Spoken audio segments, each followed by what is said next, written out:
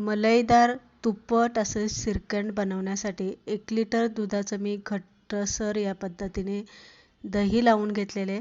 दही लावताना दह्यामध्ये एक मोठी वाटीभर मलई यामध्ये घालायची किंवा दुधावरची साई घालायची आणि 1 दिवस फक्त सकाळी लावलं की संध्याकाळी दही लगेच तयार होते. ते दही आपल्याला रात्रभर फ्रीजमध्ये ठेवायचं म्हणजे आंबट होणार नाही. दुसऱ्या दिवशी आपल्याला श्रीखंड बनवायला घ्यायचं आहे. तर एकदम खापसारखं हे आपलं दही आहे. पाण्याचं प्रमाण एकदम कमी आहे. एक गाळणी घेतलेली आहे. गाळणीवरती एक कॉटनचा कपडा किंवा सफेद रुमाल ठेवा आणि त्यामध्ये हे दही घालून घ्या आणि घट्ट असं एक गाठण मारून आपल्याला एखाद्या नळाला, तुमचं जर सिंकमध्ये नळ असेल किचनमध्ये, त्याला असं टांगतं करून ठेवा, जेणेकरून रात्रभर पूर्ण त्यातलं पाणी जे आहे दह्यामधलं ते निथळून जाईल. तर बघू शकताय दह्यामधलं पूर्ण पाणी निथळून गेल्यावर दह्याचा एकदम लोण्यासारखा गोळा बनून तयार झालेला आहे.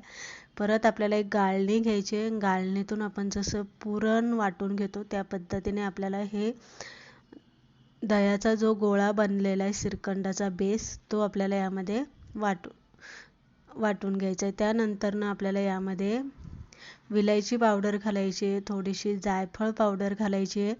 पिठी साखर आपण घरीच बनवून घेतलेली, जी आपली मोठी साखर असते ना नेहमीच्या वापरातली, मिक्सरला फिरवून घ्यायची म्हणजे बारीक पावडर होते आणि जशी लागल तसं ह्या श्रीखंडामध्ये साखर घालून एकदम हलवत राहायचं फास्टरित्या. तर इथे बघू शकता एकदम जसं आपण विकतचं अमूलचं श्रीखंड आणतो अगदी त्याच पद्धतीने त्याचं टेक्स्चर, त्याचा बेस आलेला आहे आणि एकदम क्रीमी असं मुलायम आपलं श्रीखंड इथे बनवून तयार झालं आहे. आता यामध्ये तुम्ही ड्रायफ्रूट घालू शकता, तुम्हाला वाटलं तर तुम्ही काजू बदाम पिस्ता घालू शकता, चारोळे तुम्ही घाला, केशर घाला. मी फक्त यामध्ये केशर घालून प्लेन श्रीखंड बनवून